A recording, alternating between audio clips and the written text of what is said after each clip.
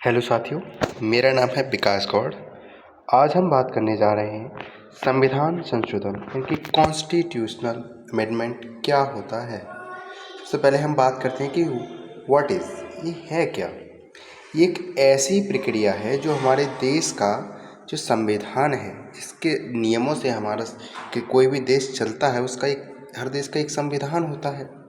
तो हमारे देश का जो संविधान है उसमें समाज के नियमों में कोई समय के साथ कोई परिवर्तन करना है, या तो संविधान में कुछ जोड़ा जाए या हटाना हो या कुछ परिवर्तन करना हो, तो हमें क्या करना होता है, संविधान में संशोधन करना पड़ता है, कुछ अमेंडमेंट करने पड़ते हैं। ठीक है, a process by which something is added, removed और चेंज्ड। ठीक, अब हम बात करते हैं ये ज़रूरी क्यों है, क्या ज़रूरत पड़ गई इसकी ऐसी। तो सामाजिक, आर्थिक एवं राजनीतिक परिवर्तनों को ध्यान में रखते हुए प्रत्येक संविधान में संशोधन की व्यवस्था आवश्यक है। Keeping in mind the social, economic and political changes, it is necessary to amend every constitution. ठीक है, आगे बात करते हैं हम।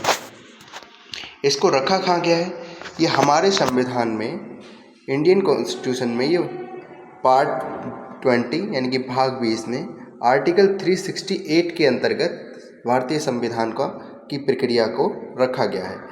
ये संविधान संशोधन की प्रक्रिया जो है दक्षिण अफ्रीका से ली गई थी। हमारा जो संविधान है वो सारे विश्व के बहुत सारे देशों से बहुत सारी चीज़ों को मिलाकर बनाया गया है।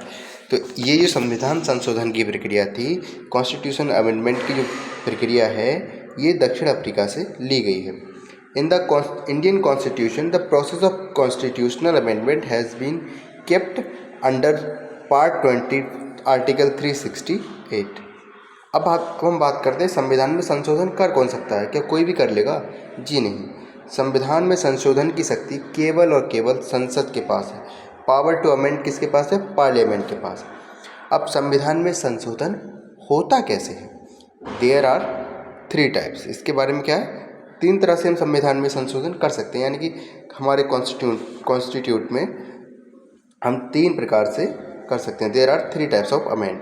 साधारण बहुमत द्वारा, बाई सिंपल मेजोरिटी। विशेष बहुमत द्वारा, बाई स्पेशल मेजोरिटी। उपस्थित व मतदान करने वाले। सबसे पहले हम बात कर लेते हैं कि ये जो साधारण बहुमत है ये क्या होता है।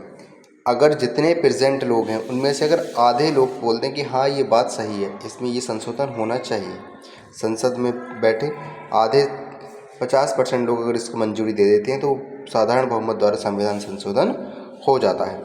विशेष बहुमत द्वारा क्या होता है, उपस्थित व मतदान करने वाले सदस्यों में से कम 2/3 सदस्यों का अगर समर्थन प्राप्त हो जाए किसी भी विषय पर, तो वो संशोधन कर दिया जाता है।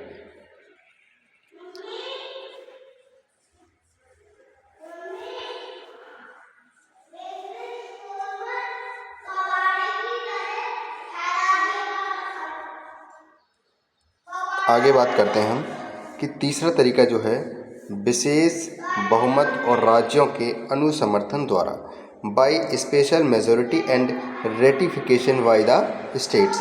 संसद और कम से कम 50% राज्य विधानमंडलों द्वारा इसका समर्थन अगर प्राप्त होता है किसी विषय को, तब वो जाकर कॉन्स्टिट्यूट में अमेंडमेंट होगा, अन्यथा नहीं होगा।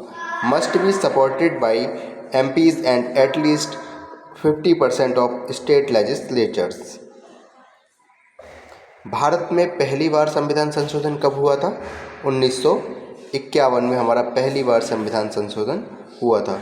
अब तक भारत में 104 बार संविधान संशोधन किया जा चुका है। Constitutional amendment was done for the first time in India in 1951। So far, 104 time constitutional amendment has been done in India. Thank you.